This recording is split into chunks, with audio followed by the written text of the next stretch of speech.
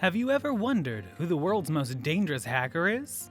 Meet Albert Gonzalez, a Cuban American who started hacking at just 14 years old and went on to become the mastermind behind the biggest data breach in US history.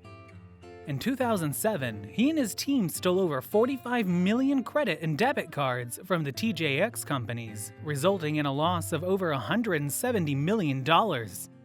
And that's just the tip of the iceberg. From his involvement in the Shadow Crew to being a paid informant for the government, Gonzalez's story is one you won't want to miss. Stay tuned to learn more about the man who almost brought down the financial system. Albert Gonzalez was born in the United States in 1981 and grew up in the city of Miami, Florida.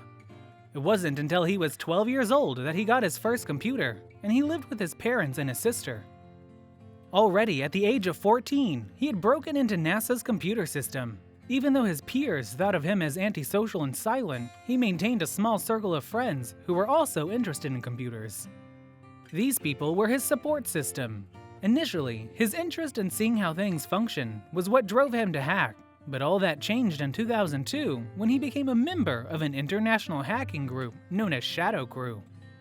A little over a year before Gonzalez's arrest, two people in the United States established Shadow Crew, a global marketplace for internet crime.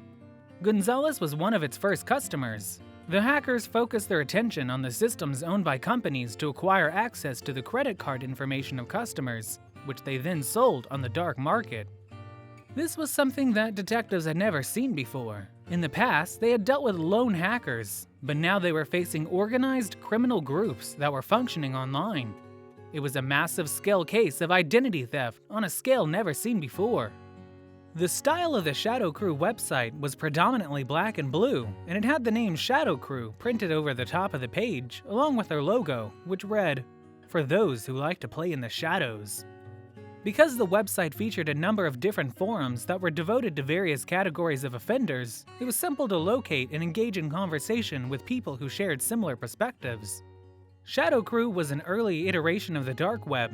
It was a forum-based website where people could buy and sell illicit items, and where hackers from all around the world could work together. It was very much like the community around mommy blogs, complete with instructions, how-to posts, discussion boards, and even petty drama.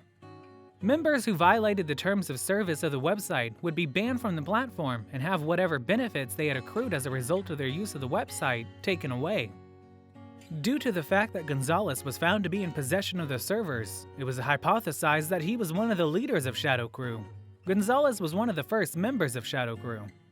The United States Secret Service detained him and 19 other members of the group in the year 2003.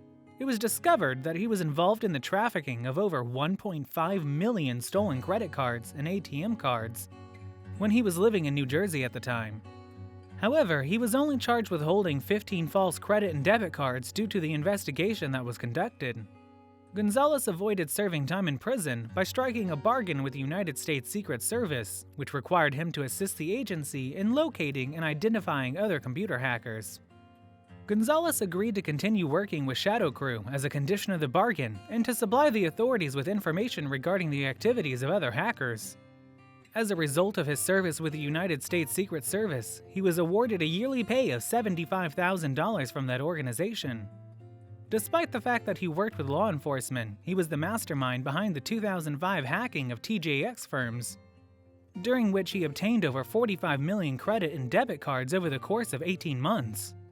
The hacking incident that occurred at TJX resulted in the greatest data breach in the history of the United States, with as many as 200 million customers' details being taken from the company situated in Framingham. TJX had been alerted by a local company that it was susceptible to attack by hackers. Nonetheless, the warnings were disregarded.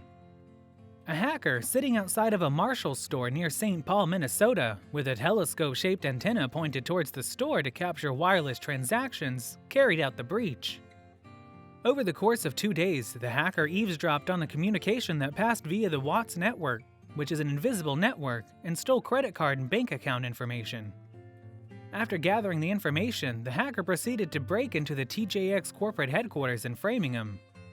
According to the allegations, TJX did not properly encrypt their data, leaving their doors and windows wide open with the Watts network and their wallet out on the counter with money spilling out of it. This allowed potential hackers simple access to the sensitive information they needed. Even with strong encryption, further security precautions must be taken in order to prevent access by unauthorized parties. Newberry Networks is a company that specializes in the creation of wireless security measures. They have contracts with federal government as well as firms that work in the banking and financial services industry. They had previously approached TJX about purchasing their services, but the retailer had denied their offer. TJX's response, on the other hand, was not surprising given that the company did not view wireless security as a particularly pressing issue. Access to the location is essential for security measures since it serves as a basis upon which further security measures can be constructed. If you don't have it, your safety is in jeopardy in a major way, much like having a steel door on a grass hut. Despite this, businesses such as TJX have played down the potential of wireless attacks up to the TJX data breach, which served as a wake-up call for the industry.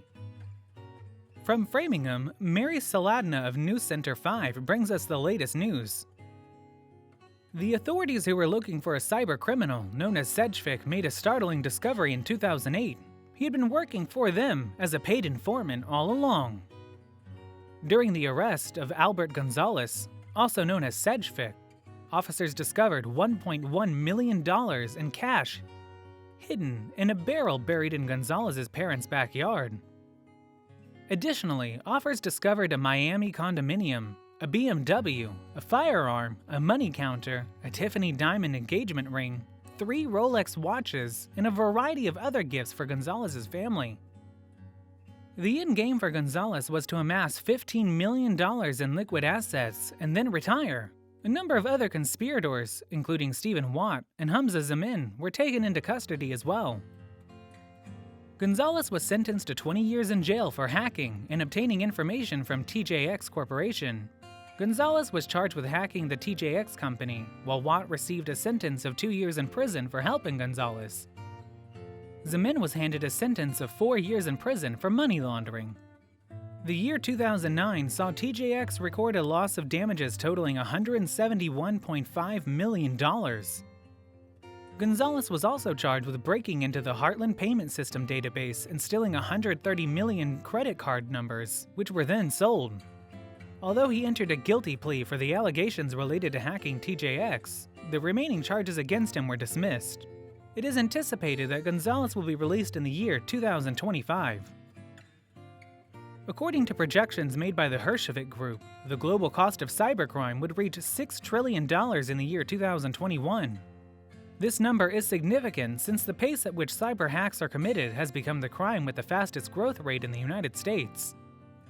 These kinds of cybercrimes are growing more expensive, complex, and dangerous as a result of the rapid advancement of technology and the failure of businesses to keep up with them.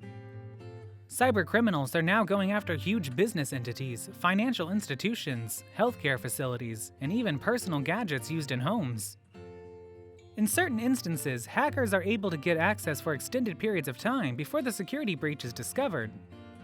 People have a tendency to take their right to privacy for granted, despite the fact that virtually every digital action may be tracked at some level. Albert Gonzalez's story is a cautionary tale about the dangers of hacking and cybercrime. It also highlights the importance of a strong cybersecurity measure and the need for businesses and individuals to stay vigilant against digital threats. Despite the consequences he faced, Gonzalez continued to push the boundaries of what was possible and became one of the most notorious hackers in history. We hope that his story has been eye-opening and informative, and that it inspires you to learn more about the world of cybersecurity and the ongoing fight against cybercrime. Thank you for watching, and don't forget to like and subscribe for more fascinating content.